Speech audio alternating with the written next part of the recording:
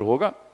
اب آپ سوچیں پاکستان جیسا ملک جو غریب بھی ہے، پھنسا ہوا بھی ہے، وہ جو ہے نا چاروں طرف سے جکڑ بھی لیا جائے، اندر سے بھی فساد کھڑا ہو جائے، ادھر سے جو ہے نا افغانستان اور کیا ہے یہ ایران کی طرف سے بھی مصیبت آ جائے اور انڈیا بھی حملہ کر دے، امریکہ بھی بیری بیڑے لا کے کھڑے کر دے، تو یا تو ملک ختم کر دیں، تو یا وہ پھر جو کھلونا بنایا ہوا ہے وہ چھوڑ دیں دنیا کے اوپر۔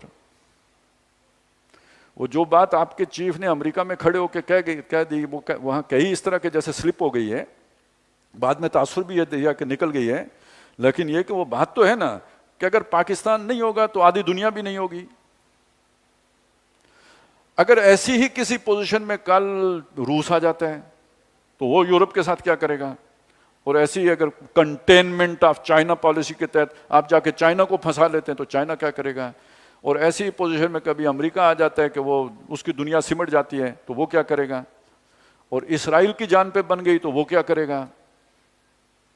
تو میں نے پاکستان پر رکھ کر آپ کے سامنے رکھی یہ بات، آپ جلدی مان لیں گے، تو بھائی اسی پر قیاس کر لیں کہ جس کے ساتھ بھی ہوگا اس نے پھر یہی کرنا ہے۔ وہ اپنے پہ جب بن گئی تو میں نے نہیں رہنا تو پھر میں کسی کو کیوں رہنے دوں؟ یہ ہے وہ مصیبت جو انسانوں کے سر پہ آ چکی ہے۔ لِيُنذِرَ بَأْسًا شَدِيدًا، تاکہ آپ خبردار کر دیں ایک جنگ سے، مِن لَدُنْہُ، جس کے جو لدنی ہوگی، اللہ کی طرف سے اس کے اسباب مہیا ہوں گے۔ اس کا ایک تو معنی وہ یہ والا ہے جو میں نے سامنے آپ کے رکھا ہے، اور یہ مولانا مناظر حسن گیلانی نے کیا ہے کہ یہ جنگ کوئی کرنا نہیں چاہے گا لیکن اللہ تعالیٰ اس جنگ کے لپیٹے میں لوگوں کو لے آئیں گے، یعنی اس کے اسباب اللہ مہیا کریں گے۔ اور ایک معنی اور بھی ہو سکتا ہے واللہ عالم، لیکن میرے امکان ہے میں آپ کے سامنے رکھ رہا ہوں، اس میں بچے گا لدنی طریقے سے، کوئی بچے گا جس کو اللہ فاتح کرے گا نا، یہ اللہ کی مدد ہی سے فاتح ہو سکتا ہے، باقی یہ کہ کوئی اپنے بل پر فاتح نہیں ہو سکتا ہے۔ اس کے پہلے مرحلے میں سوائے موت کے کچھ نہیں ہے۔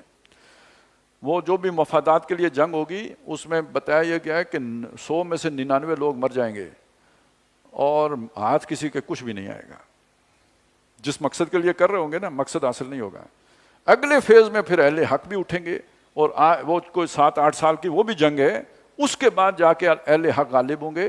اچھا، جب اہل حق بھی غالب ہوں گے تو اس کے بارے میں بھی ایک بات آئی ہے کہ بہت مال غنیمت ملے گا، بہت بڑی فتح حاصل ہوگی، پر خوش کوئی نہیں ہوگا، خوشی کسی کو نہیں ہوگی۔ تو پوچھا گیا کہ اللہ کے نبی خوش کیوں، اتنی بڑی کامیابی اور خوش کوئی نہیں ہوگا؟ فرمایا کیسے کوئی خوش ہوگا کہ اگر کسی کے 100 بیٹے تھے تو 99 مر چکے ہوں گے، تو وہ جو کچھ ملا ہے اس کی خوشی منائے یا جو چھینا ہے اس پر روئے؟ اس سے آپ اندازہ لگائیں اس کی ہلاکت خیزی اور تباہی اور بربادی کی۔ احادیث میں جو